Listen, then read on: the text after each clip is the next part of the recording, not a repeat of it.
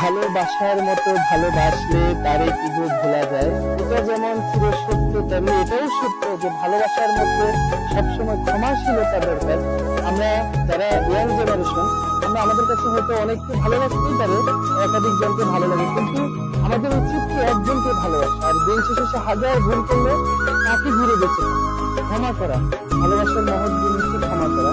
আপনারা সবাই যারা রিলেশন করেন, একটাই আপনাদের কাছে অনুরোধ থাকবে, আপনারা সবসময় রিলেশনের মধ্যে যখন দিন শেষে একত্রিত হবে তখন সবসময় ক্ষমার দিক থেকে সবকিছু দেখবেন। তাহলে আপনাদেরও ভালো হবে, আপনাদের ফ্যামিলির জন্য ভালো হবে, সারা জীবন ভালো থাকতে পারবেন। তো আমার আর কিছু বলার নেই, শুধু একটাই কথা বলার, যে প্রত্যেকটা মানুষের সাথে ক্ষমাশীলতার যে ইশারাগুলা, যে অ্যাডভাইস গুলো, সেগুলোই মেনে চলবেন। কারোর উপরে কখনো হিংসিত হতে হবে না। আর সবাইকে সবসময় হাজার কিছু করলেও ক্ষমা করবেন, দেখবেন তাতে আপনিও ভালো থাকবেন এবং সেই মানুষটা আপনার প্রতি আকর্ষণ হবে যে আমি এত কিছু করার পর আমাকে সে ক্ষমা করে দিয়েছে।